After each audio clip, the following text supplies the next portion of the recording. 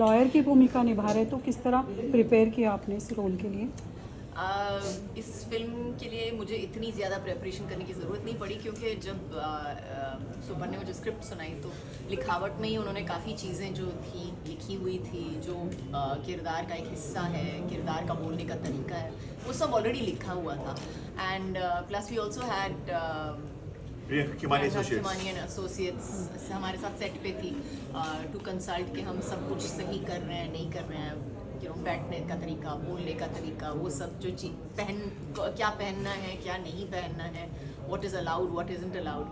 तो I think we are almost correct. हमने बहुत ज़्यादा सिनेमैटिक लिबर्टी नहीं ली है उसमें। एक सेकेंड, साइलेंस। थैंक यू बोलो। Thank you sir.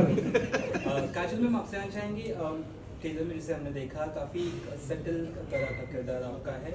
एक फैमिली में एक मदर भी है आप और एक लॉयर भी है। थप्पड़ के बाद आप बोल सकते हो कि सटल कैरेक्टर है, वो बहुत बड़ी बात है। अगर देख सकते हैं तो आपके पति है सामने और आप लॉयर भी है, तो उन्हें जिस तरह से बड़ा अलग और डिफरेंट है, इतना आसान नहीं है, तो वो मुझे बताइए किस तरह प्रिपरेशन हो आपका। ये सवाल आई थिंक नयनिका का जो किरदार है, नयनिका सेनगुप्ता, उसका नाम नयनिका सेनगुप्ता है और उसके पति का नाम राजीव सेनगुप्ता है, और दोनों का नयनिका का जो ग्राफ है, जो पहले एपिसोड में दिखाते हैं कि कहाँ पे पहुँची है, मतलब उसके पास कुछ नहीं होता है उस वक्त, और वो बहुत ही पब्लिक फिगर भी है। तो मतलब लिटरली एक डायलॉग है सीरीज़ में जहाँ पे बोलती है, मैं रास्ते पे चलती हूँ तो लोग मेरे पर हंसते हैं। और एक्चुअली देखा जाए तो उसका ग्राफ बहुत ही अच्छा है, क्योंकि वो एक बहुत ही वल्नरेबल वीक स्टेट से कहाँ तक पहुंचती है, उसकी पर्सनल जर्नी दिखाई गई है, और उसका जो एक आर्क है from the first episode to the last episode बहुत ही अच्छा है और बहुत ही तगड़ा है। तो जब आप देखेंगे तब आपको समझ में आएगा। मैं ज़्यादा कुछ नहीं लगा सकती उसके बारे में।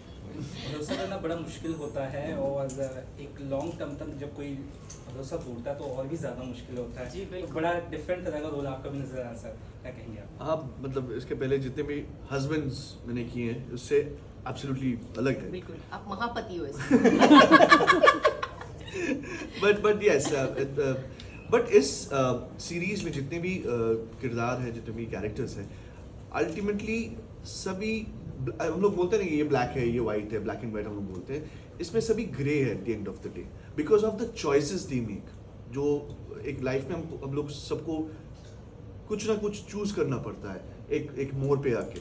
सो यहाँ पे दो choices are very very difficult to make also, और हमको करना ही पड़ता है। तो उस हिसाब से इस मतलब सब जो कैरेक्टर्स हैं यहाँ पे आर ग्रे, बट मेरा पहले से ही है, मैं पूरा थोड़ा सा काला है, मैं ठीक है, हल्का काला मैं है। तो हल्का काले की तरफ हूँ, बाकी ग्रे है। बट या ये डिफरेंट है। जितने भी पहले किरदार कर चुका हूँ हिंदी में, उससे अलग ही है। सुप्रान, आपके पास ये शो किस तरह से आया, या तो थीम लाइन या आइडिया किस तरह से डेवलप हुई? सो बानी जी ने मुझे अप्रोच किया, उनके पास राइट्स थे इस शो के, और वो जानना चाहते कि would I be interested in adopting it. तो मुझे खुली छूट मिली इस शो को अडॉप्ट करने के लिए, और जब हम काजोल के पास गए, जो हमारी पहली चॉइस थी, उन्होंने सुनकर हाँ बोला, एंड वहाँ से शुरुआत हुई, and it's been a dream to always work with her, and finally we found something that interested her as well.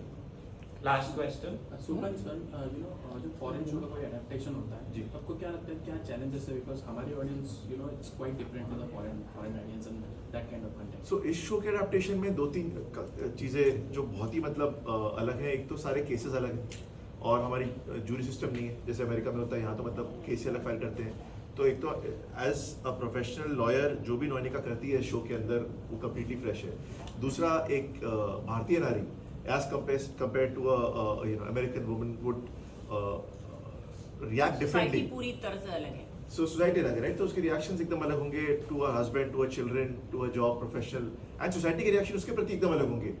Society यहाँ एक औरत को जज करेगी अगर उसके पति ने अफेयर किया तो, ये नहीं पूछेगी पति ने क्या किया, right? So everything change from that.